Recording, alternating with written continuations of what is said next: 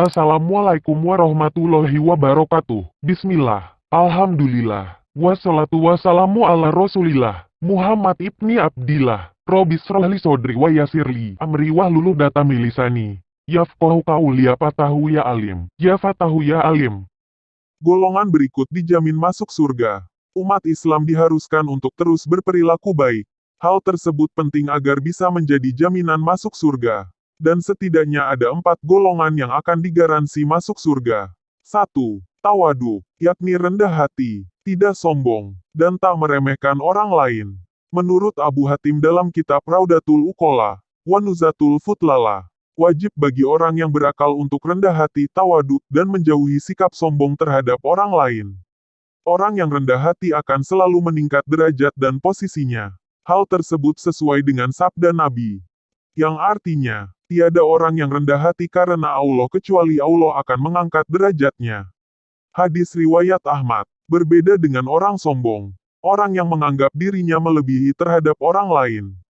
Merasa dirinya paling benar, ia tidak akan dapat merasakan surga Allah Subhanahu wa Ta'ala. Hal itu sebagaimana sabda Nabi yang diriwayatkan Imam Muslim dalam Sahih Muslim Juz 1.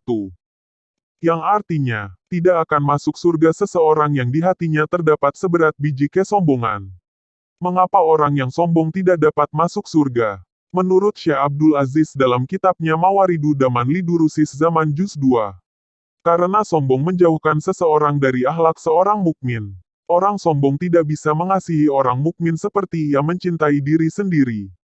Ia tidak memiliki sikap rendah hati, erat dengan ujaran kebencian, sikap dendam, marah, iri, dengki, bahkan ekstremisme. Ia juga sulit menerima nasihat kebaikan, tidak dapat menahan diri dari amarah, mudah mengumpat, dan meremehkan orang lain. Orang sombong dekat dengan sikap tercela, sebagaimana sabda Nabi yang diriwayatkan oleh Imam Muslim dalam kitab Sahihnya. Yang artinya, sombong itu menolak kebenaran dan meremehkan orang lain. Hadis riwayat Muslim, agar terhindar dari kesombongan, Khalifah Umar bin Abdul Aziz menyisihkan hartanya setiap hari 1 dirham untuk memberi makan kepada umat Islam yang membutuhkan serta makan bersama mereka. Yang kedua lain, yaitu orang yang lemah lembut dan santun, baik dalam ucapan maupun perbuatan. Menurut Imam At-Tabari dalam kitabnya Tafsir At-Tabari Juz 6 menyampaikan bahwa sifat lemah lembut dan kasih sayang merupakan rahmat dari Allah Subhanahu wa Ta'ala untuk umat manusia. Hal ini sebagaimana firman Allah dalam surat Ali Imran ayat 159. Yang artinya, dengan rahmat dari Allah Subhanahu wa Ta'ala engkau, Nabi Muhammad, lemah lembut terhadap umat. Seandainya engkau kaku dan keras hati, niscaya umat akan menyingkir darimu. Imam At-Tabari menjelaskan bahwa dengan rahmat dan kasih sayang Allah terhadap Nabi dan umatnya, Rasulullah menjadi pribadi yang penuh kasih sayang, mudah, dan penuh dengan kebaikan. Nabi selalu menahan diri dari kaum yang menyakitinya, mengampuni orang yang berdosa, dan bersikap lunak terhadap umatnya. Seandainya Nabi bersikap keras dan kaku, tentu umat akan meninggalkan Nabi.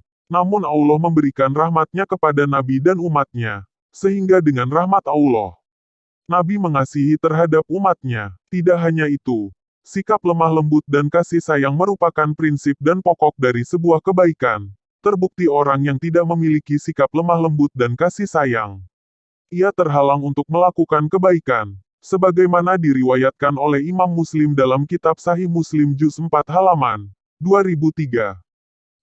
Yang artinya, barang siapa tiada memiliki kelembutan, baginya tiada kebaikan. Hadis riwayat Muslim, maksudnya orang tidak memiliki sikap lemah lembut dan kasih sayang, ia akan terhalang dari segala kebaikan. Karena kebaikan tiada bisa dilakukan kecuali dengan kelembutan dan kasih sayang. Yang ketiga sahlun, yaitu orang yang mudah, tidak sulit, ringan baginya memberikan bantuan terhadap orang lain. Baik dengan tenaga, pikiran, maupun harta. Ia ringan memberikan sebagian hartanya untuk membantu saudaranya yang membutuhkan. Apalagi di masa banyak terjadi musibah saat ini.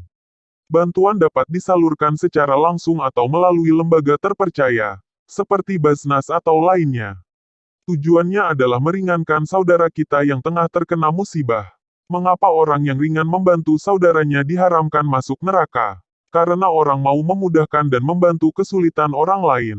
akan diberikan kemudahan oleh Allah Subhanahu wa Ta'ala, baik di dunia maupun di akhirat kelak, termasuk kemudahan masuk surga dan terhindar dari neraka, sebagaimana hadits yang diriwayatkan Imam Muslim dalam kitab Sahih Muslim juz 4 halaman 2074.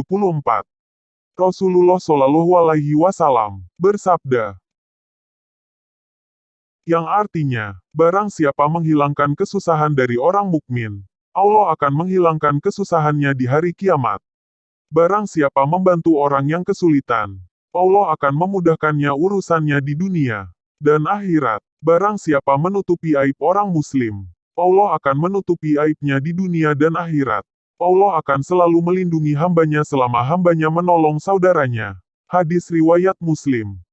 Yang keempat, qorib, yaitu akrab, dekat, mengeluarga, pandai berkomunikasi, menyenangkan, dan murah senyum. Banyak ajaran Islam yang mengajarkan agar manusia saling akrab, dekat, dan mengeluarga, sebagaimana sabda Nabi yang diriwayatkan oleh Imam Al-Bukhari dalam kitab Sahih Al-Bukhari, juz 1 halaman 12.